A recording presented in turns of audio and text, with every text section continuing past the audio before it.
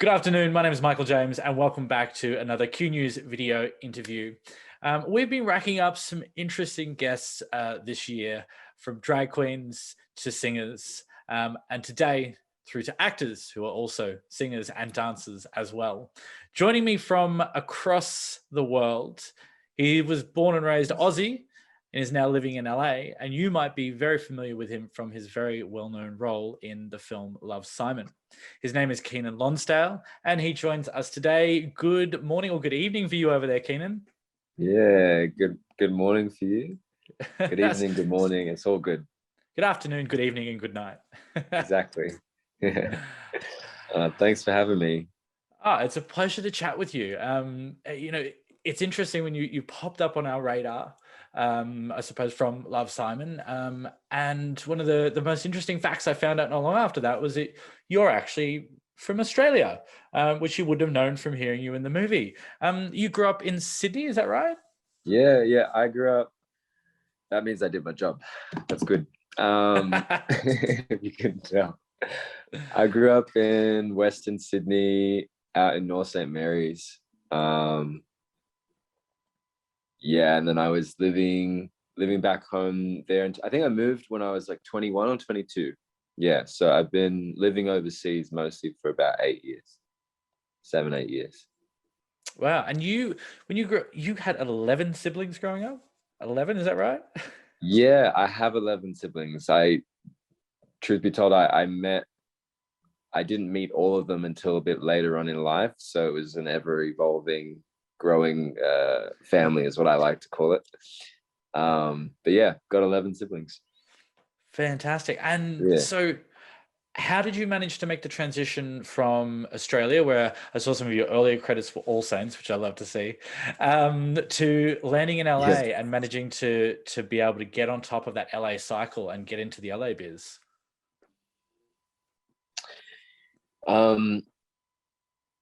I had dreamed of coming over here for a really long time. Ever since I could remember, I felt like I really wanted to be a part of the projects here. I liked the flashiness of it all. And to be fully fair, I didn't always see myself reflected in Australian content. I didn't see myself as being told, you're Australian. And at the time, the way I viewed it, especially just with how I looked. So I never felt that enough for me to see someone that looked like me on the screen. I had to see American content. Same with music, I wasn't hearing Black Australian music either, but so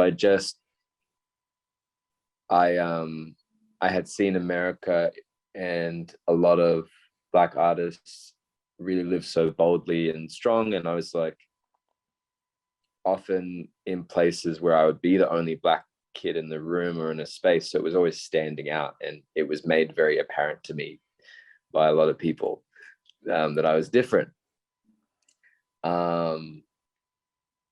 So I had this idea about America and its pop culture and its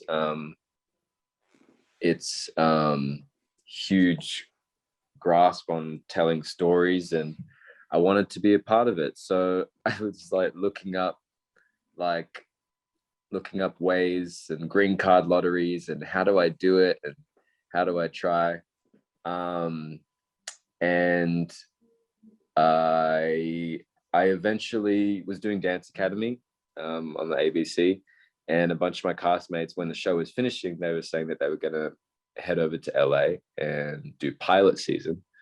And I was like, what's that? They're like, it's where you get to audition like a few times a week for all these new pilots that they're doing. And I'm like, I want to do that. That sounds like, that sounds amazing. And I went over. I got a lot of no's, and I got dropped by my American team here the first time I was here after like 3 weeks, and I'd saved up all this money and time, and all my friends are going out for auditions, and then I'd After 3 weeks, they just dropped you. After 3 weeks, yeah, I'd had a falling out with an Australian uh, an Australian manager at the time, and then yeah, they dropped me via email. And then I was like, okay, damn. Well, what am I doing out here now? Yeah. So, and then I managed to be able to come back the next year. I had a new team, new set of people that really believed in me. But what was very helpful was I had an Australian team that believed in me, and they believed I could work over here, and I didn't. I was like, I don't know anymore. I've got a lot of blows. I just don't know what's possible. And they could see some potential, and they believed that I was going to start working. But yeah, it's obviously a long story, but a lot of determination. I did a lot of different jobs to get me there, in terms of to try and make it over there. But yeah. Oh yeah, I'm sorry. Yeah, I can see you've got a lot of things popped up on your list of things before you hit Love, Simon. Was there one of those gigs that you picked up where you went, I kind of feel like I'm here now. I'm going to make it. This is the place to be, and I need to stay. I think the first time I got my first job I got in America was this big film franchise. It was Divergent, and before that, I was getting just so many no's. And so for the first thing to be this like movie franchise, a 3-movie deal, and like, we're flying you from Australia right now, I was just kind of like, what? And so I really felt at that point, like, oh, I've made it. This is really cool. I want to keep doing this. And I knew at that point that a lot of doors would open up. It was a shift, and it was bigger, more than what I was expecting. I really didn't think that would happen. And so it's just like, wow. I think I knew at that point, because I was at this place where I was really going to embark on a lot of my music, and suddenly I got this big film, and I didn't feel like I had even trained hard enough as an actor. I'd had so much experience. I had stage experience, obviously, did some theater. My high school was a performing arts high school, but I still didn't feel quite ready as an actor. And my brain was so music focused. And so I decided to put music on hold in a lot of ways, while I focused most of my energy in that space. I wanted to keep honoring what was going on with acting, the gift that I was given to be able to like be part of these jobs. Yeah, I wanted to just keep going. Well, it's a fantastic opportunity. Obviously, things just kept going for you there. I see you managed to pick up a role on The Flash as well, which must have been a great experience being on TV shows as well. But I love going back to the comment. Cool. Yeah. But going back to the comment before you, I found really interesting in that part of your reason for leaving Australia was that underrepresentation of people of color, people like yourself on TV. We're going back a good 8 years ago now. Do you think that has changed as a problem on Australian TV yet? Have we started to have better representation to a point where you actually see people on screen and go, I feel like I belong here now? Or do you think we've still got a lot further to go? I think we have further to go, but I've definitely noticed a difference. And I think even in like, we feel like more empowered to create our own shit now, our own stuff. You swear all you like. Okay, we can create our own shit. Yeah. I think, I don't know, what I've noticed in community back home is like, yo, we can really do this. We thought we couldn't at this point. This stage has been set. We're able to use our voices more. We're more confident with it. And I think we're starting to see that. So yeah, long way to go. It's not a sprint, but I do see a difference, 100%. Fantastic. And speaking of representation, there is a place, I suppose, on screen that you're filling that I think is really, really important. And that is the role of queer people filling queer roles on TV and movies as well. Obviously, you took the role of Bram in Love, Simon, which was one of my favorite movies. And for a lot of people, I mean, it was groundbreaking in terms of having that representation for us as queer people on the main screen, and then you're doing it again with your upcoming film, My Fake Boyfriend. How important do you think that is, that we have queer people filling queer roles on screen? Well, I think the whole point of like storytelling is like you want to tell. I mean, we can go into fantasy, but you want to tell something from an authentic space. Like you want it to be the real voice, and like even when telling queer stories led by queer people, there's still going to be the amount of influence that comes from people that are not of those voices and have not had those experiences trying to dictate what your story is, you know? And so I think for us as queer people, it's incredibly important that we fill those roles. I also think it's important that straight actors, you know, can play queer as well, but not at the loss of people truly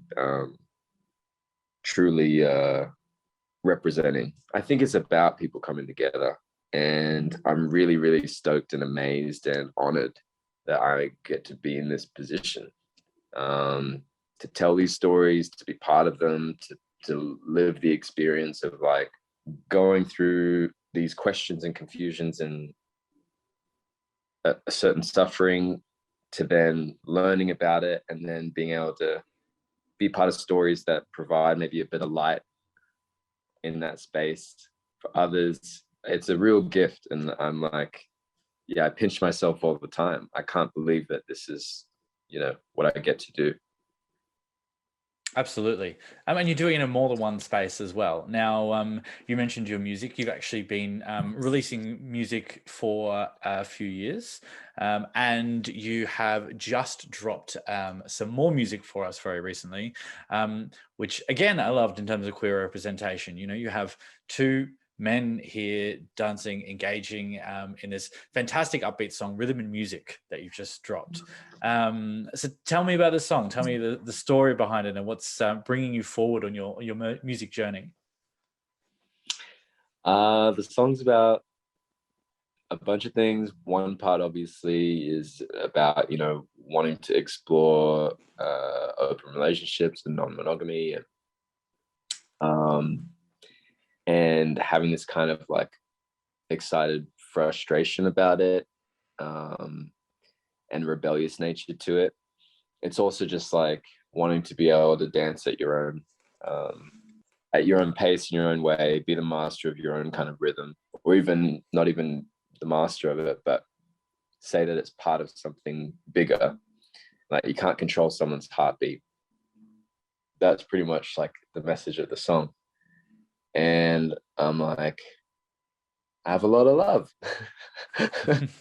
Everyone has a lot of love. Everyone has a lot of love. And then we like cover it up, and we shame it, and we lock it up, and we control it, and we do all these things. And I'm like, and it results in such crazy shit that we do to each other and to ourselves. And the song's kind of like trying to cheekily be like, yeah, there's another way, and maybe we don't have to get so jealous over each other. Maybe we could actually have fun with this. Maybe this can open up a new pathway. So that's what the song's about. And then, yeah, the video, I really just wanted to get back to dancing again. I was going to say, you're a really good dancer as well. Not only can you act and you can sing, but you can also fucking dance. I love the video clip. We're going to put it up in the article to go with this, because you've got to watch it. It's fantastic. Oh, hell yeah. Thanks so much. I've been doing that since I was 4 years old. So it's just like, and I'd forgotten along the way, like I'd taken so seriously, like, oh, I've got to be an actor, and I've got to, you know, I stopped dancing so that I could believe that I could be an actor, because all my time was in dancing, you know.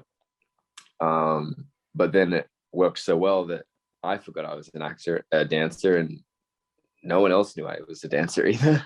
And I'm like, people were like, you dance? I'm like, I think so. I think I used to.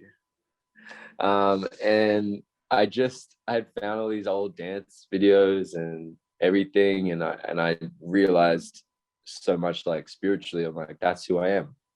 That's who I'll always be. Why would I like deny that? Why would I, not give myself that release and that full self? And I think it also comes down to trying, like, I don't know, I thought people wouldn't take me seriously as an actor or something.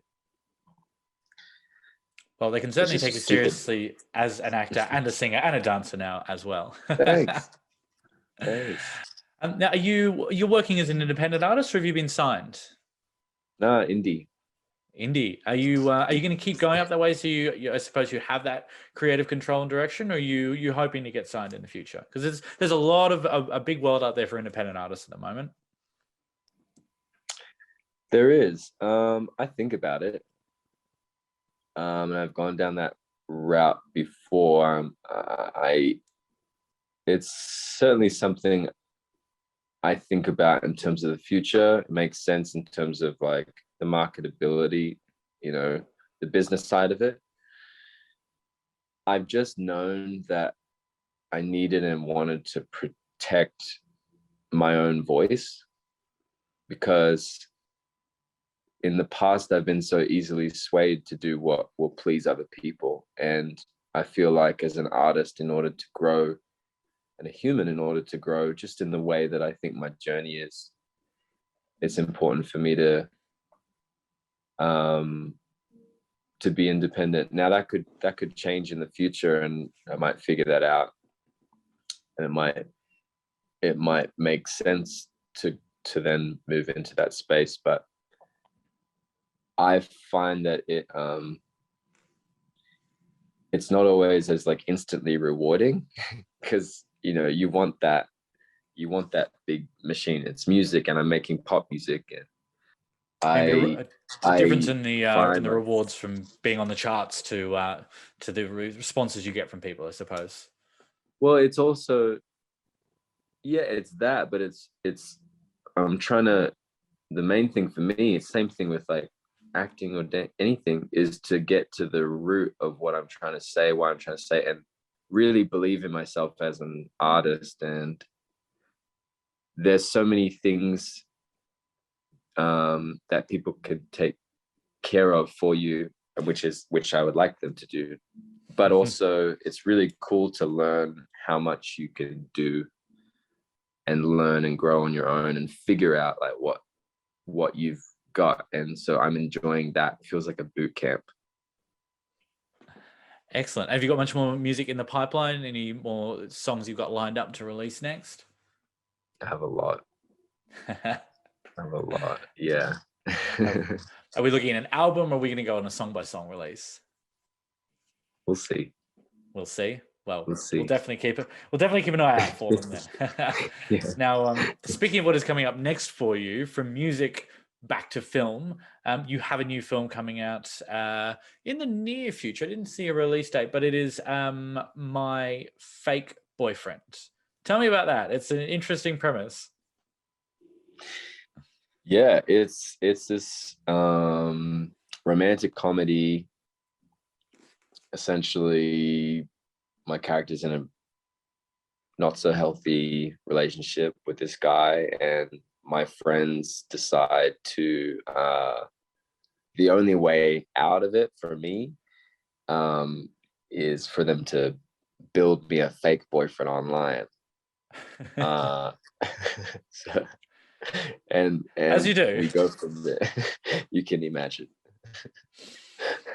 But it was an amazing ride. I had such a good time. So it's I suppose a queer rom-com heading for the mainstream. Have we got any other familiar faces that we're going to know alongside you in that film?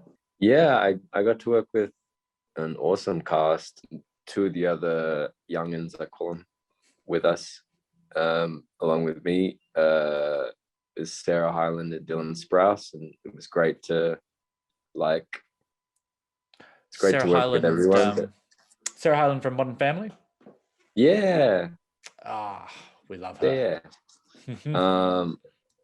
Yeah. The three of us had a really awesome little trio going, and we just had a fun time. Like, I haven't laughed that much on set in a good amount of time.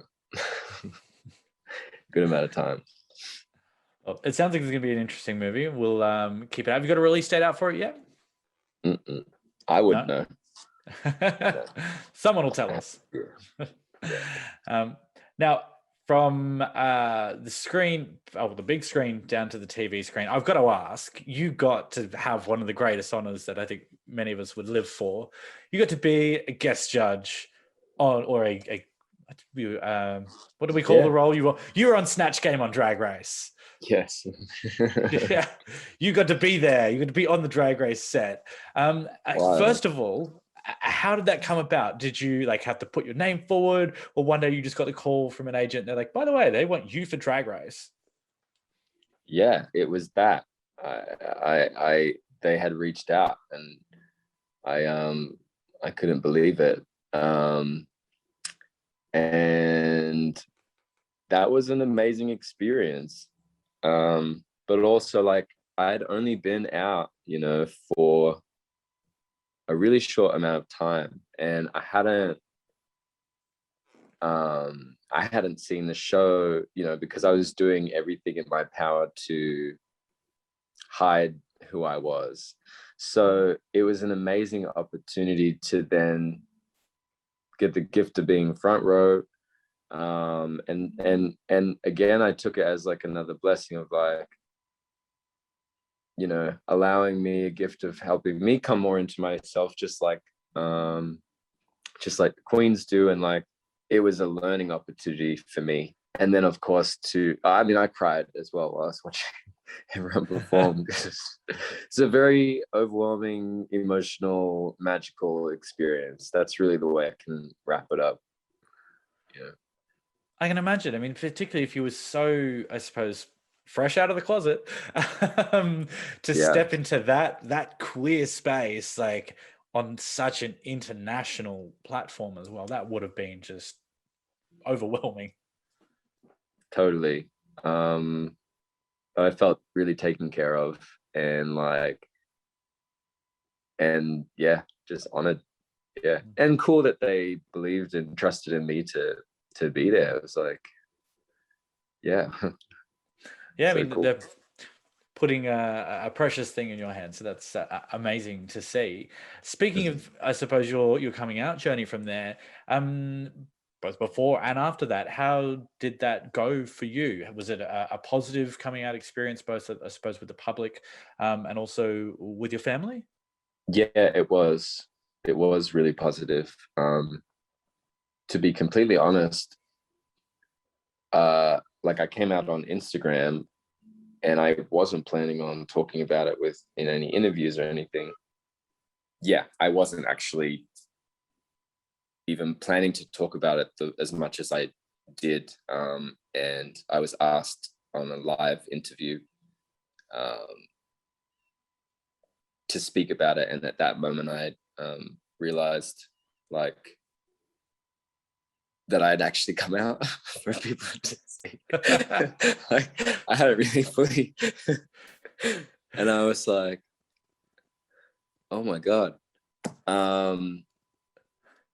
But overall, blown away by the positivity, support. Of course, there were some naysayers out there, but that's for anything.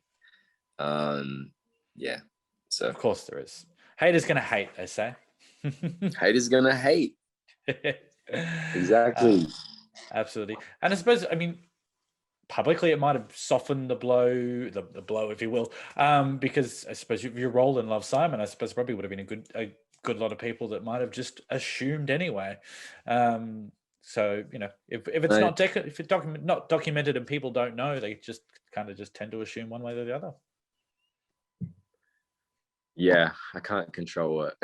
a lot of people think anymore. The other day I got accused of not being gay, of faking it. So now I'm like, that's now the new thing. Is that this entire time I've been straight this entire time. You've just been gay baiting everybody by saying that you are and starring in gay movies and gay music videos. Just did a really good job at it. Yeah, apparently you're very good at being gay then. I did some good research.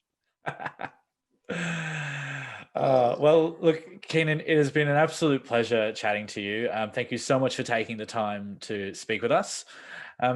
We will be making sure that everybody knows about your new music and your new movies coming up. You're on all the socials, Instagram and so forth? I'm on all the things. It's just at Keiynan Lonsdale. Yep. Fantastic. Well, make sure you go and follow Keiynan if you don't already, but I'm sure all of you do. He is at Keiynan Lonsdale. And of course, don't forget to follow all of us at Q News on all of our channels, including hitting subscribe on the buttons down below so you can get more of our fantastic Q News interviews with people like the amazing Keiynan. Until next time, I'm Michael James, and thank you very, very much for joining me, Keiynan. Yeah, thanks so much for having me.